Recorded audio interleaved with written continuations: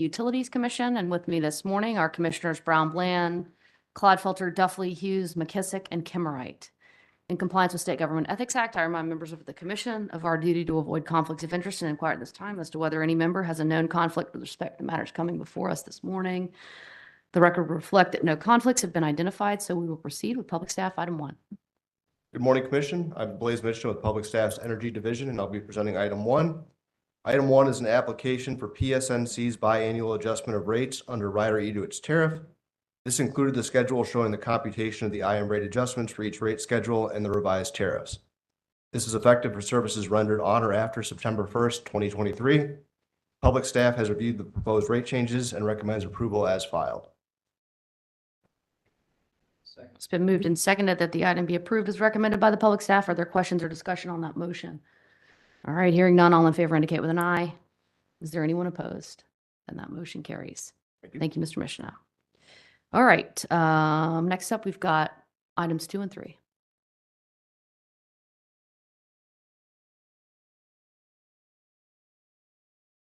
Good morning, Lindsay Darden with the engineer with the Public Staff Water Sewer Telephone Division, presenting items number 2 and 3, dockets number W-1314 sub 5 and W-1282 sub 20. On June 26, 2023, both Plurus LLC and Plurus Webb Creek LLC filed a transfer application to transfer the wastewater treatment plant and wastewater utility systems to Onslow Water and Sewer Authority of Onslow County. The Public Staff recommends that the transfer of the wastewater utility system from Plurus and Plurus Webb Creek to Onwassa be approved without public hearing. All right, thank you, Ms. Darden. Commission has questions this morning for, is there a representative of the company in the audience? Okay, I'm not seeing any. So Ms. Darden, do your best. I will. And if you need to call on anyone else from the Public Staff, please do so. Just at the outset, the Commission, or we'd like the company to know and understand that we appreciate the company stepping up as an emergency operator in the Webb Creek situation. That was the Commission understands and appreciates the magnitude of the effort there and the service provided.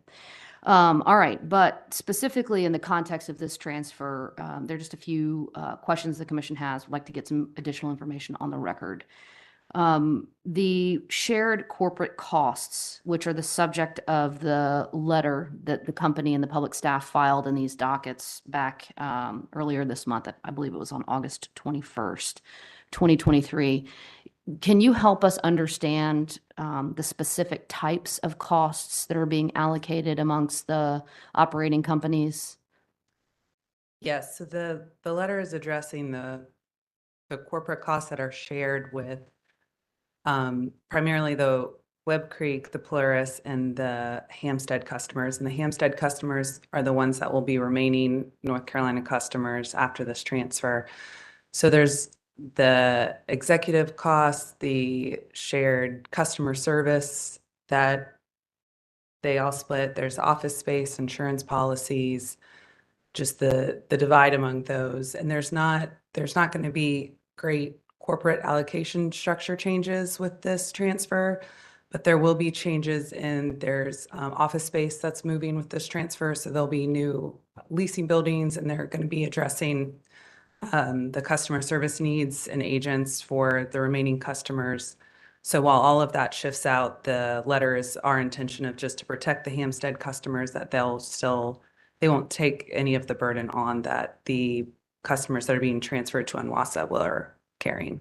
Okay, so thank you for that response. Just following up there, does the Public Staff anticipate that corporate costs will go down as a result of this transfer at some point in the future?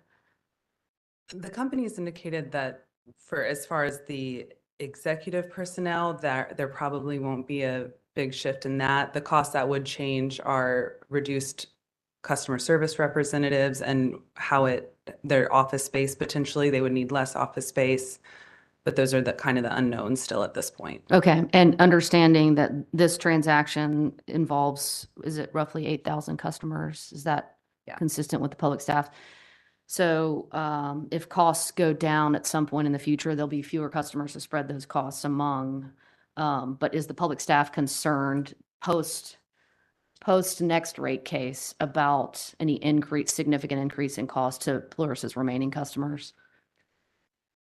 I wouldn't say it's a concern because there's also Plurus is expecting growth or anticipate some growth. They've seen growth in North Carolina, so that will also kind of help offset the customers that's been shifted to. Okay, and you anticipated my next question. So you indicated the company anticipates growth. Is that organic growth, just sort of growth on its existing systems, or does it have plans to acquire additional systems in North Carolina? We don't know of any specific plans, but there has been a lot of organic growth in Hampstead since their last rate case. And then they have the Majestic Oaks transfer that came from Old North State, that those would be consolidated in the next rate case as well. Okay. And remind me, how many customers with Majestic Oaks? In April, they had 306 customers, but then there's also some future development, probably around like 125 Okay. future homes that are planned. Okay, thank you, Ms. Darden. And I think you answered, let's see, how many customers does Plurus Hampstead LLC serve? About 1,200. Okay. Does Onwassa provide water utility service to the Webb Creek customers? Yes. Okay. Okay. Let me see if there are any additional questions from commissioners. All right. Thank you, Ms. Darden, for your responses at this point. Second. All right. Questions or discussion on that motion? All right. If there are no objections, all in favor indicate with an eye. Is there anyone opposed? All right, motion carries. Thank you, Ms. Darden. Okay, commission has before us our minutes of the August 21st staff conference for approval. Second. All right, it's been moved and seconded that the minutes be approved. Questions or discussion there? All right, all in favor indicate with an eye. Is there anyone opposed? Those minutes are approved. All right, additional business for the commission this morning. Mr. Junis. We'll keep this very brief. Chuck Junis with the Public Staff Water, Sewer, and Telephone Division. I have been delinquent in making this introduction or reintroduction. Joanna Garcia Morin rejoined us in July as a program coordinator in my division. She's working predominantly on water and sewer resellers and some telephone work. So she has been very busy here as we've hit the summer peak of resellers. So that's why she hasn't had a chance to pop over here.